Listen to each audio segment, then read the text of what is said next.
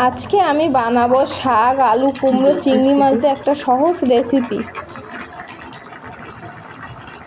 প্রথমে আমি ভালো করে ডেমো শাকটাকে কেটে নেব। আমার শাকগুলো কাটা হয়ে গেছে, এবার আমি কুমড়োগুলোকে কেটে নেব।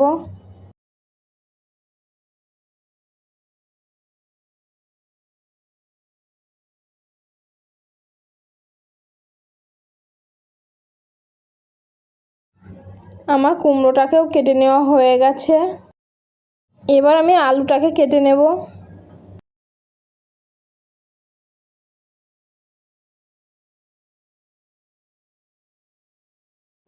আমার আলুটাও কাটা হয়ে গেছে, এবার আমি চিংড়ি মাছগুলোকে বেছে নেব। আমার চিংড়ি মাছগুলোকে কেটে ধুয়ে নেওয়া হয়ে গেছে। আমি কড়াইটা বসিয়ে দিয়েছি, এবার তাতে দিয়ে দিচ্ছি তেল। তেলটা আমার গরম হয়ে গেছে, এবার তাতে দিয়ে দেবো রসুন কুচি। এবার এতে দিয়ে দেবো পেঁয়াজ কুচি।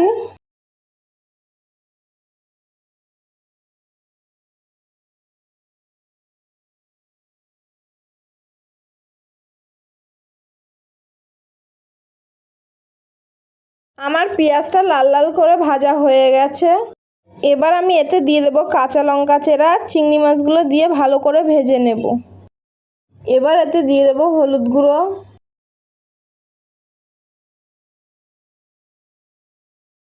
এবার এতে দিয়ে দেবো লবণ। এবার ভালো করে নেড়েচেড়ে লাল লাল করে একটু ভেজে নেব।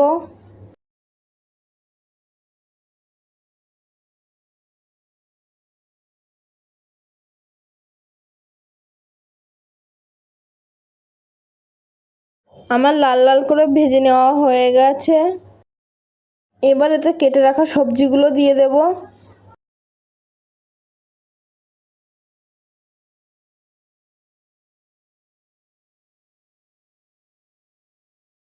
এবার এতে দিয়ে দেবো একটু হলুদ গুঁড়ো,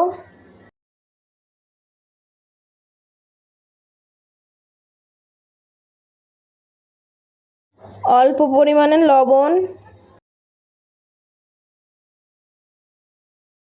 এবার ভালো করে নেড়েচেড়ে দেব।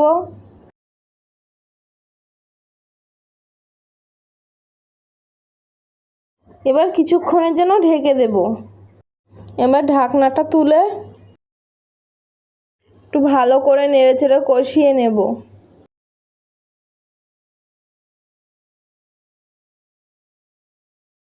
আমার ভালো করে কষানো হয়ে গেছে, এবার এতে দিয়ে দেব জল।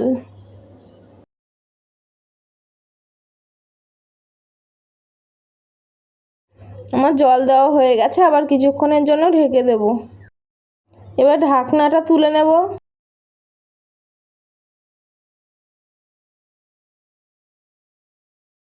আবার একটু ভালো করে নেড়েচেড়ে দেখে নেব সিদ্ধ হয়েছে নাকি।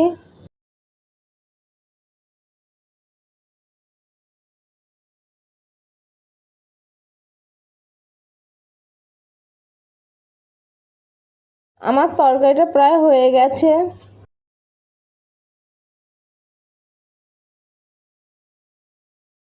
এবার এতে দিয়ে দেবো একটু জিরের গুঁড়ো। আমার তরকারিটা হয়ে গেছে। ভালো লাগলে লাইক, কমেন্ট, শেয়ার, সাবস্ক্রাইব করে আমাদের পাশে থাকবে। আর ফেসবুক থেকে দেখলে আমাদের পেজটাকে ফলো করে দেবে।